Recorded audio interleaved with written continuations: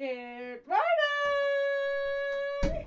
How are you on this fine Monday morning? Are we all ready to go for another week ahead?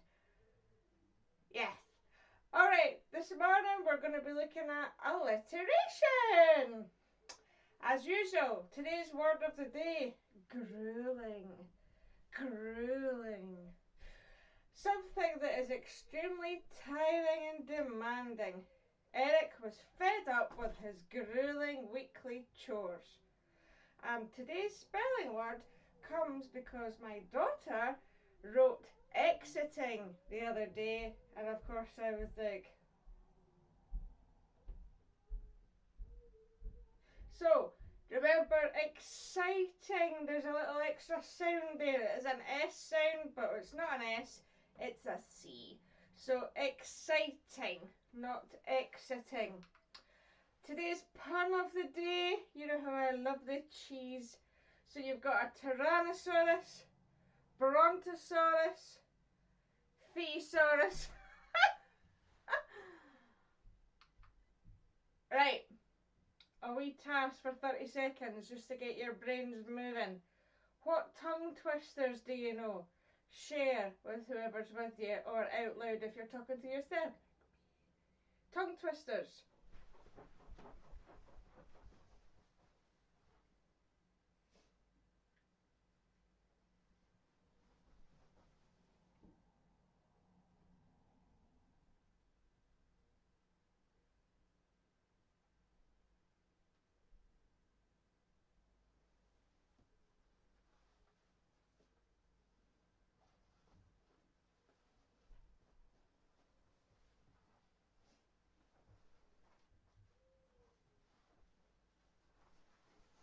I got the moves like Jagger, I got the moves like Jagger, I got the moves like Jagger. Good morning, the magic pickle, whoever you are. I am good, thank you. Right, what tongue twisters do we all know then? Couple of famous ones, I'm sure, which we'll have a wee look at in a minute. So, what is alliteration? Alliteration is the repetition of consonant sounds. Not necessarily the letters, but the sounds. Most of the time it's the same letter repeated more than twice, say, in a sentence. Usually I was saying a piece of writing, and depending on the letter being repeated, it can create either a pleasant sound or just make something stand out and be really strong and bold. It could add a little bit of humour depending on what the sentence is. So just a wee reminder, the consonants of the alphabet are basically the letters that aren't the vowels, which are A, E, I, O, U. So everything else is a consonant. Right, so tongue twisters. The reason I got you to think about tongue twisters is because that's usually how we're first introduced to alliteration when we're little. And it's a little bit of fun, isn't it? So I'm sure some of you, probably the most famous one, said, she sells seashells on the seashore. I found this one last night. Expanded it, I didn't know it was expanded. So she sells seashells by the seashore. The seashells she sells are seashells, I'm sure. So if she sells seashells by the seashore, then I'm sure she sells seashore shells. Whew. That was a bit of a tongue twister and a half, wasn't it? Or, some of you might have mentioned this one. Peter Piper picked a peck of pickled peppers. A peck of pickled peppers Peter Piper picked. If Peter Piper picked a peck of pickled peppers, where's the peck of pickled peppers Peter Piper picked? Or the one I used to like to use in my classroom, which used to get a lot of amusement, is I slit the sheet I slit, and on the slitted sheet I sit. Tricky. So why do you use alliteration then? So it might not add any depth to your writing, like any more deeper level, or make you think about things, but it does draw attention to certain words, and it just makes it sound good. It's a sound technique. So a lot of the time it's used in poetry. Alliteration is obviously used to emphasise particular sounds because you're drawing attention to those words. And like I say, it can make your writing a wee bit more engaging or interesting, and depending what it is, like the tongue twisters, it can be quite entertaining and humorous. It also is used in things like close reading passages, the further up through school you go, you'll see it is used quite effectively as a technique. And again, it's just to draw attention to particular words. So the writer will want you to focus on some words for a reason. So maybe they're arguing about something and they want you to pay attention and agree with them, for example, in persuasive writing. So they would use alliteration. It's quite often used in newspaper headlines as well. So it can be quite a good technique if you're thinking of a name or a title for your story or any piece of writing. Have a wee go at some alliteration titles. How do you spot alliteration then? So because it's a sound device, the best way to recognise it is to say it out loud. So just like poetry is meant to be read aloud, so alliteration is a sound technique. So sometimes you might not be able to spot it, although usually you can, because it's the words that are repeated more than 2 or 3 times in a sentence, or words that are, you know, closely linked together with the same sound or same letter. But like I said, it's not always the letters, because sometimes, as you know, 2 letters together sometimes make a different sound. So a curly K is a K sound, but if you add an H it becomes ch. So that's not the same as k, ch, k, ch. They're 2 separate things.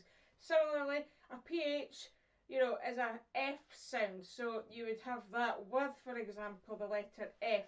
So that's why it's always better to say it out loud, because sometimes you can hear maybe there's letters within a word that also makes it sound alliteration. It's not necessarily at the beginning of a word. So here's some examples. I hope you can read them. You'll be like, that, I should have got a Specsavers. So the first sentence is, Betty and Bob brought back blue balloons from the big bazaar. So again, you can hear it. So it's the b, b, b, b, b, b. 4 furious friends fought for the phone. So that's an example of what I was just saying. So although there's a PH, it creates an F sound because it's a phone. So that's alliteration in that word too, despite the fact it's a different letter. And Sam's shop stocks short spotted socks. I'm so glad I put my teeth in this morning. There, man. Okay, so obviously it's quite easy to hear it, isn't it, when you read out the sentences. So that's why it's good for you to do that. So another reason why it's good to use is it makes your writing a bit more interesting, like I said, and descriptive. So quite often it can make, you know, your character or your setting or whatever it is that you're trying to describe just a little bit more interesting for us to read. So it can create vivid pictures or ideas. So it just gives us a little bit more excitement than just your average bog standard description. So I'm not saying to use it all the time, because just like any technique, if you use it in every sentence, it gets a bit boring. So just use it now and again, just for a little bit of wow, a little bit of pizzazz, a little bit of woo, a little bit of ah, a little bit of ee. So again, you can use it to describe people's appearances, characters, personalities, the description of settings, for example. I'm going to show you a wee bit in a minute. Or, as we've said, it can make it something a wee bit funny. So an example of each. So if you were talking about somebody's appearance, you could say, the glossy-haired, glamorous girl walked with grace. Now, grace could be a person, or it could be to walk with, ooh, I've got grace, I've got pizzazz. Character, the grumpy grandpa groaned again.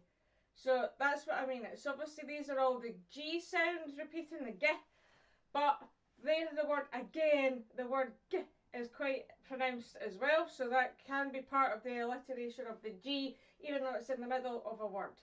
Setting, the gloomy graveyard with the grim grey. Bit like Scotland pretty much every day. And for humour, so this is an example. The greedy goat gobbled the gooseberries. So that's the kind of thing.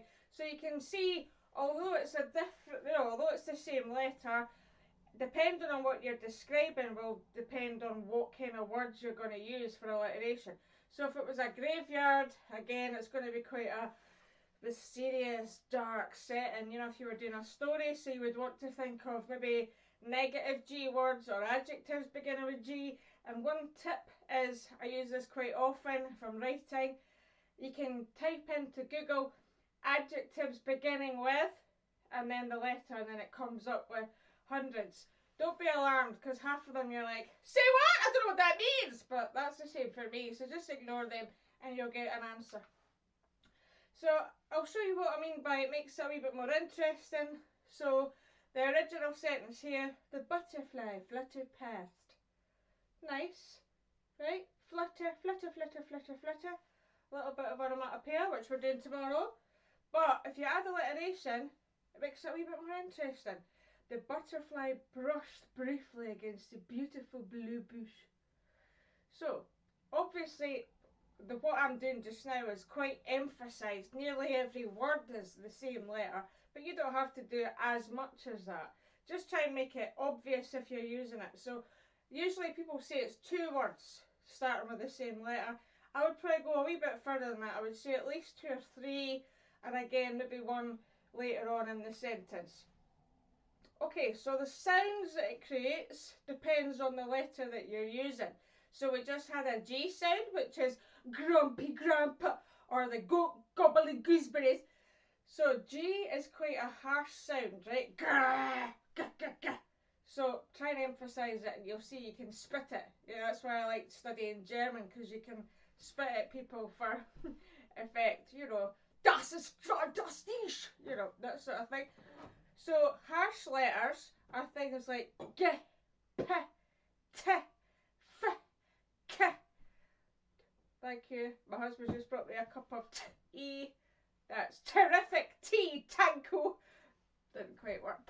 Okay, so any harsh letters might be to show that the writer is angry or frustrated. You know, there's some words here that they want to focus on because they're wanting to stick the heat in them. If it's soft sounds, so like the happy, healthy hippos and the lullicking Leslie of the lovely, you know, so it's all kind of softly spoken. You can't spit when you're doing a l, can you? L, or a m. So they might be to sort of make a calm, soothing atmosphere. Again, to emphasise the words. Why those words? So that's when you sort of zoom in on them and go, oh, why am I looking at them? Right, so your turn to make up a wee alliterative sentence now. So I want you to start with the letter of your first name. Then we did nouns the other week, so I want you to think of a noun. Remember, that's a thing, person, place, that sort of thing, that starts with that letter. Then I want you to think of a verb. Now we haven't done them yet, but hopefully you know what the verbs are. Verbs are the doing words, so anything that you can say to in front of. To walk, to eat, to breathe, to sleep, to snore, to anything that you do. Then adjective. I want you to think of an adjective. Now again, we've not done them, but an adjective, you should know, is a describing word. So anything that describes one of the nouns that you're talking about.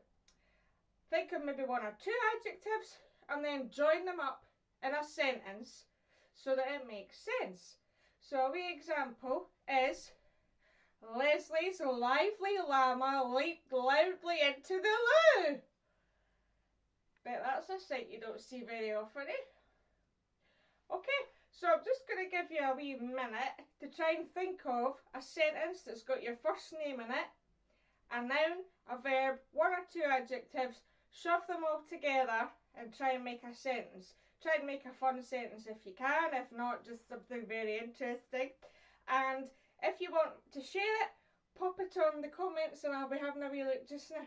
If you don't want to share it, maybe you could write it down, put a wee picture on the Aim Higher page. Some of you are doing that, thank you.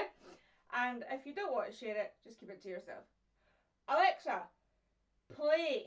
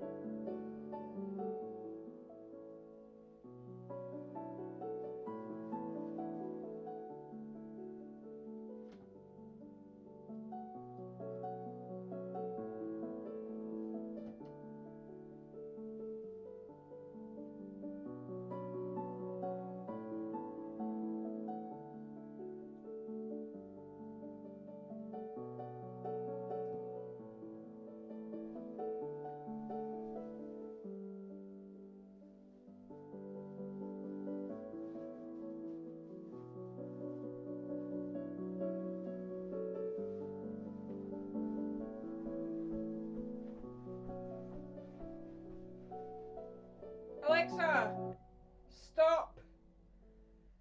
Stop superbly, you astounding specimen of a stereo system. Good morning, Shabara. Good morning, Kitty Cat. And my lovely little Blake. How did you get on? I hope you've come up with some amazeballs alliterative sentences. So, alliteration is also used a lot in advertising and in coming up with names like I mentioned before. So things like titles of stories or essays, that can be a really powerful, gripping, sort of like poisonous plastic, you know, if you were doing an essay on that sort of thing. So a wee task just for fun, just 30 seconds. Try and think of cartoon characters that have got alliterative names. So there's one or two on the board there just now. I'll try and cover them up. But obviously Mickey Mouse is one of them. So see how many else you can come up with in a few seconds. Good luck. Ooh, ooh, ooh, I'm swimming.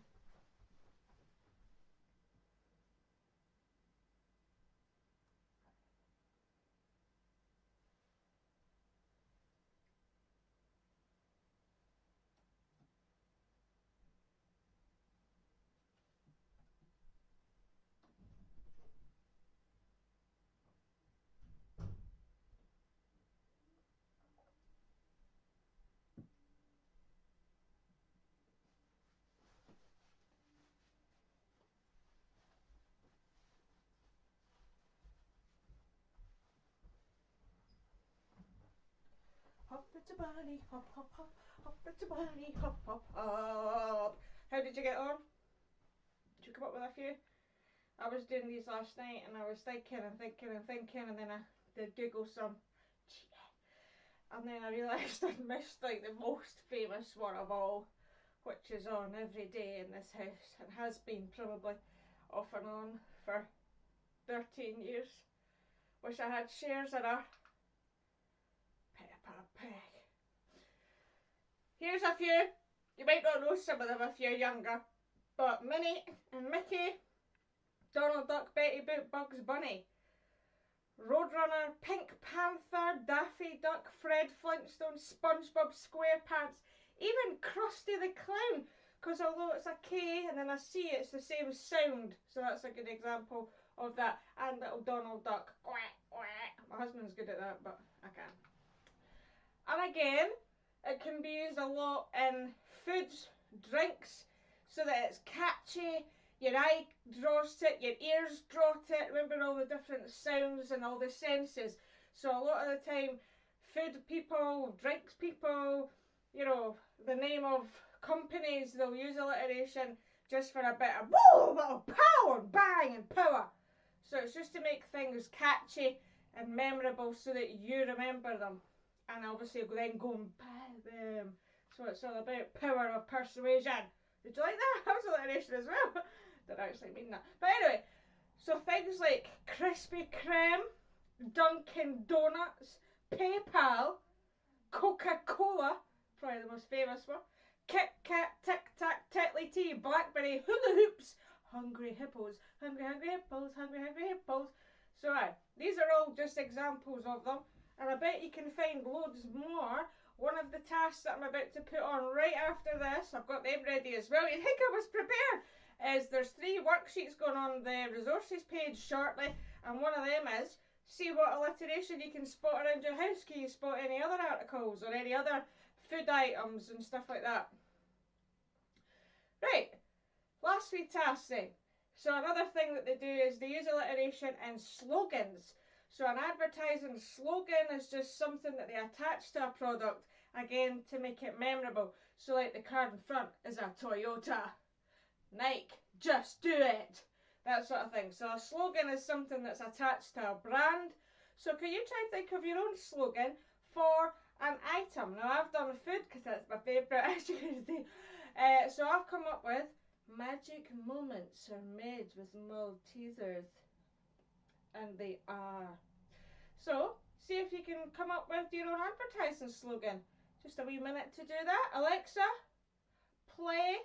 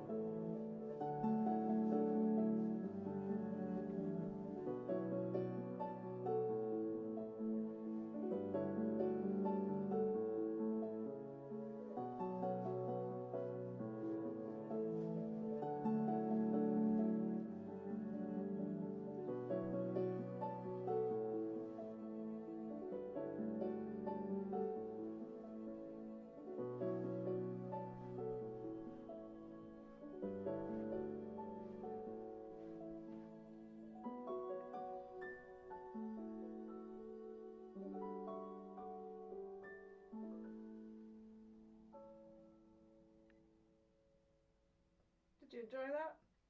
Alexa, stop!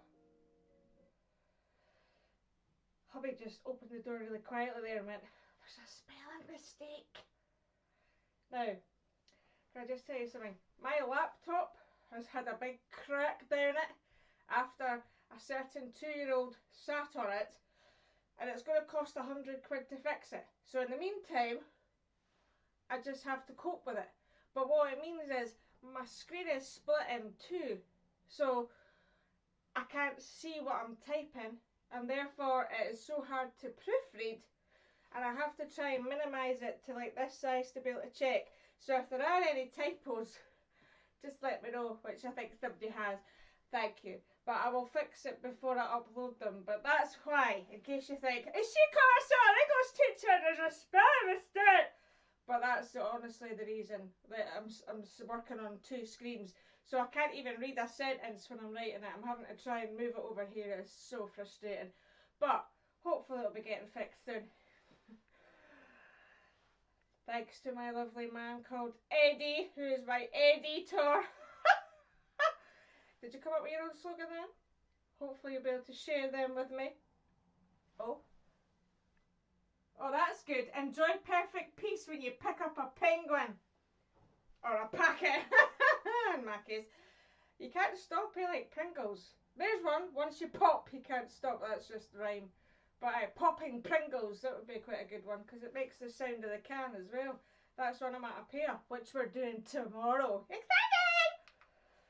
Right, so just lastly, to sum up, why do you use it? It makes your writing more descriptive, more humorous, more memorable and interesting. Your words come alive, come alive. I'll stop burning your eardrums now.